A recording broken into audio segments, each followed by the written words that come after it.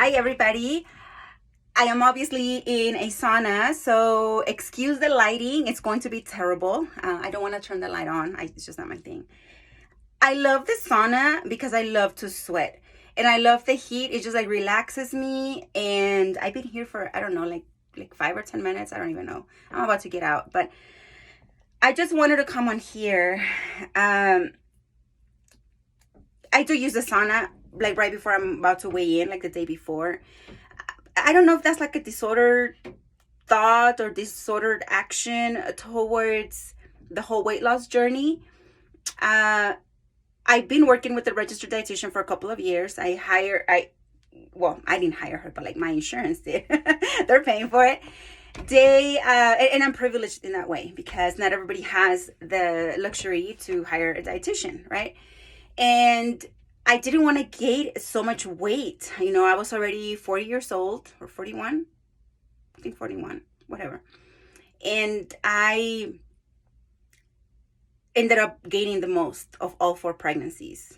So I'm not sure what happened. I'm sure just the stress from 2020 had a lot to do with it. All that cortisol build up. And they say that it's not so much the cortisol. It's not like cortisol just makes you gain, body fat. It's more of what habits you pick up when you're stressed. And I used to think like I don't eat any differently, but now that I've been tracking my meals and everything, I have noticed that when I am stressed, I do tend to graze more. So some people lose weight when they're stressed. I am the opposite. I gain weight when I'm stressed. Like a lot of people gain weight when they're stressed. So I just wanted to come on here because I am sharing my journey. I am in the military and I am in the Army Body Composition Program.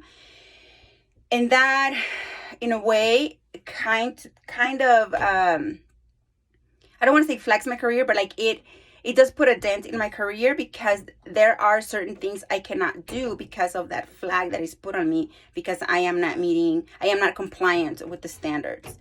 And so mentally, that already alone, it's like stressful, right? It puts some pressure. Like, okay, I have to make the weight. I have to lose the body fat to graduate from the Army Body Composition Program.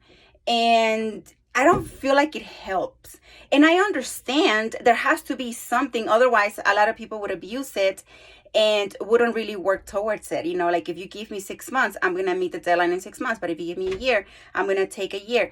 In my case, 6 months was not enough. My first child, it took like 8 or 9 months. Second child took me like 12 months to meet the body fat, but I was still not in my pre-baby weight. And then my third child, it was more like a year and a half, like 18 months.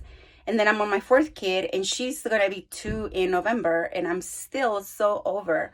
So I'm not sure, like I'm sure age has something to do with it, and then I have 4 kids versus 1. So it makes a difference too. And just the sleep, the stress, the things that you have going on. It's a compound of things. It's not just one thing. And some days it's frustrating and some days it's not. Regardless, I just keep driving. I just keep going. I have to do what I got to do. Being in the sauna for me is, one, I think sometimes just kind of because of the dehydration, then the skull goes down. I take that in consideration because it's like, okay, this is probably not going to be a real weight. But mentally still like, oh, cool, a pound less or whatever. I don't know. But it's more for the relaxing benefit. Like it's just, I just feel so relaxed when I'm in the sauna. And I don't know, I haven't read much on it, but I feel like the sweating kind of like detoxes your skin, your body. I don't know, something. I feel like it's something good for you. I don't know if that's true. I'm not expert. I'm just going off of my own experience. I like doing things that I enjoy. Being in the sauna is one of them. I know some people are like, how the heck you enjoy being in the heat, sweating your heart out? Well, I do. So if you have a chance to get in a sauna, I say get in a sauna. And I prefer it over a steam room. I don't know why. Some people love the steam room. I don't. But I will share more of my journey as time goes by. I'm not sure if I'm going to come on here twice a week, once a week. I will do my best to be consistent. I'm working on consistency on everything. The one thing I'm consistent on I've been consistent for the last like 10 years has been exercise. That's the one thing I've been consistent on. And I take pride in that. And I wish I could carry that over to other aspects of my life. And it does, just not at the, like, sometimes I guess I get impatient and I want to be at year 10 in another area of my life, forgetting that it took all those 10 years. It didn't happen overnight, you know? So with that said, remember that wherever you're at right now, just work on consistency. Like maybe you want to work out in a consistent basis, but it's just hard because you don't have 45 minutes or you don't have an hour or you don't even have 30 minutes. Then chill out, man. Maybe just start with a 5-minute walk every day. Just do 5-minute walk. Just 5-minute walk. Don't worry about what the heart rate is. Don't worry about if it's effective or not. Like just get in the habit of walking 5 minutes every day. And you'll see the difference, and you'll start noticing that as you make those 5 minutes every day for you to walk, it starts turning into 6, 7, 8, 9, 10 minutes and so forth. But for now, just focus on 5 minutes. I've been doing that with meditation. And when I say meditation, take it with a grain of salt, because I don't always do guided meditation and I don't always know what the heck I'm doing with my own meditation. So if I can just stay still in silence, to me, that's meditation. If I can pray for a couple of minutes, that's meditation. And that's all I'm doing right now. I'm working on being consistent with 2 minutes of meditation. And I feel like it helps. I feel like it's helping me. I've noticed now that I've been doing it regularly for like a month, a little bit over a month, I've noticed that on those few days that I've missed, it's hard to concentrate and it's hard to just be grounded.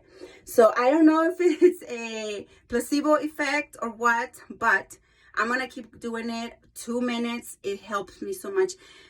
Most of the time, it's 2 things. I'm either praying for 2 minutes or I'm focusing on being aligned, as in like my neck, my back, my hips, like trying to just picture myself in alignment. And then of course it translates into alignment with what my values are and what my core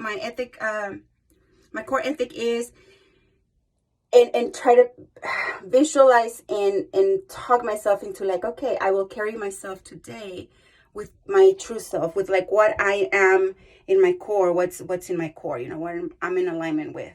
And those are the 2 main things I do. But some days I really just empty my brain. Like I think of nothing. And if something starts creeping up, I'm just like up, center, and I clear my mind again. So give it a try. Just try to do something for you. Again, if you get a chance to sauna, man, maybe just 2 minutes, 5 minutes, it'll be awesome. But if you have the choice between being in a sauna and walking for 5 minutes, I say just go for a walk for 5 minutes. Do something for you, whether it's 2 minutes of meditation, 5 minutes of walking. It's going to help you get consistent at it. All right. Have a great day. Bye.